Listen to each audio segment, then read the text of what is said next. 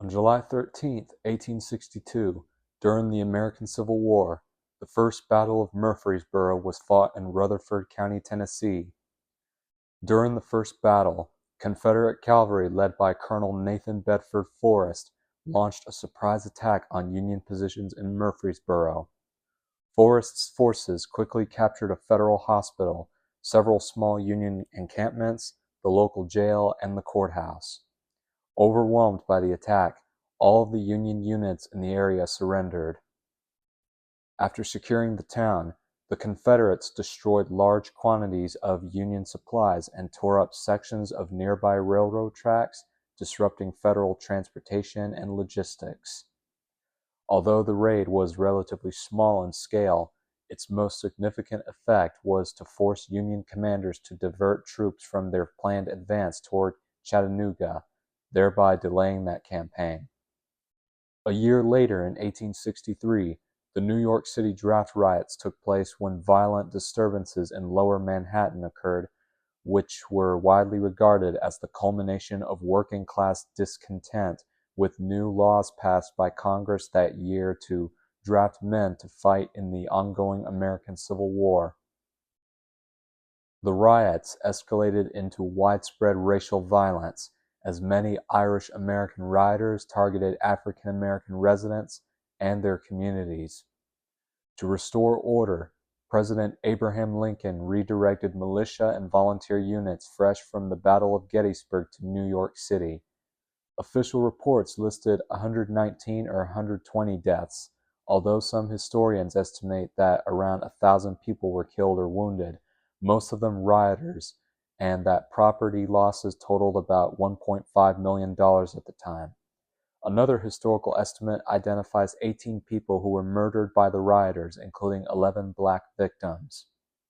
The riots are regarded as one of the largest episodes of civil unrest in American history.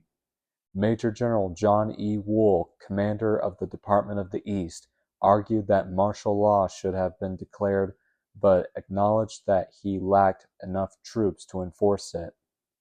Historian Toby Joyce has also described the violence as a form of civil war within New York's Irish community, noting that many of the Irish American rioters clashed with police officers, soldiers, and pro-union political leaders who were themselves often of Irish immigrant background.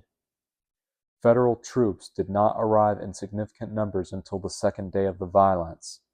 By then, mobs had looted or destroyed numerous public buildings, two Protestant churches, the homes of abolitionists and their supporters, many residences belonging to black families, and the colored orphan asylum, which was burnt to the ground. The riots also had a lasting impact on the city's demographics, as many African American residents permanently left Manhattan, many relocating to Brooklyn. By 1865, Manhattan's black population had fallen below 11,000 for the first time since 1820. On July 13, 1995, STS-70 took place when the Space Shuttle Discovery launched on its 21st spaceflight with a crew of 5 astronauts. This mission marked several important milestones for the Space Shuttle program. It was the first mission to be directed from the new Mission Control Center at Johnson Space Center in Houston, and the first flight to use the upgraded Block 1 Space Shuttle main engine, which was developed to enhance both performance and safety. The mission was launched just 6 days after the landing of its sister orbiter Space Shuttle Atlantis. This set the record for the shortest interval between two space shuttle flights during the program's history.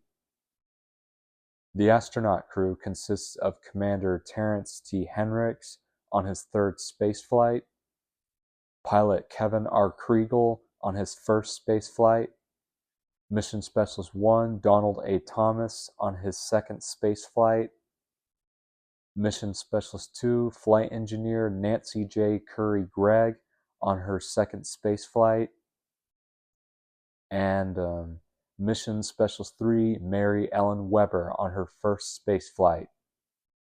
And on July 13, 2024, Donald Trump, then a former president of the United States and the presumptive nominee of the Republican Party in the 2024 presidential election, survived an assassination attempt while speaking at an open-air campaign rally near Butler, Pennsylvania. 20-year-old Thomas Matthew Crooks fired 8 rounds from an AR-15 style rifle while positioned on the roof of a nearby building. One spectator, Corey Comparator, was killed, while 2 others were critically wounded. Donald Trump was struck in the upper portion of his right ear. 4 seconds after the shooting began, a member of the Butler County Emergency Service Unit fired at Crooks, striking his rifle and preventing additional shots. About 20 seconds after the attack started, a U.S. Secret Service counter-sniper shot and killed the gunman.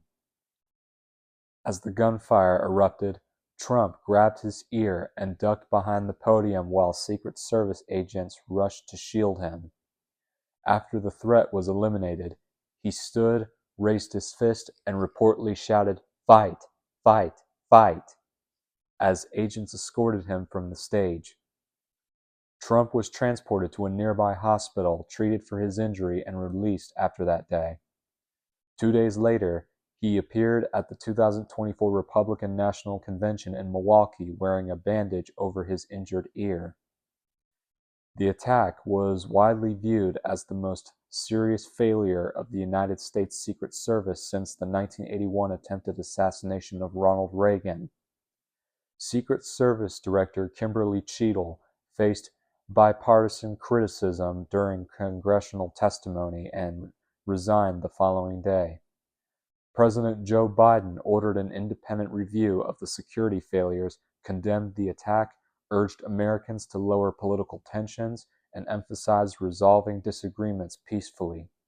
In response, lawmakers called for stronger protection of presidential candidates, and the Secret Service implemented additional security measures, including the use of bullet-resistant glass at Trump's outdoor campaign events. Post-election analysis by AP Votecast and Fox News voter analysis indicated that the assassination attempts became a significant issue for some voters. Among the 16% of voters who identified the attacks as the single most important factor influencing their vote, 81% supported Trump. Overall, 52% of voters approved of the Secret Service's performance, although only about 1/3 of Trump supporters expressed confidence in the agency. Well, that's all I have for the historical events today. If you like what you hear, don't forget to leave a comment down below and subscribe.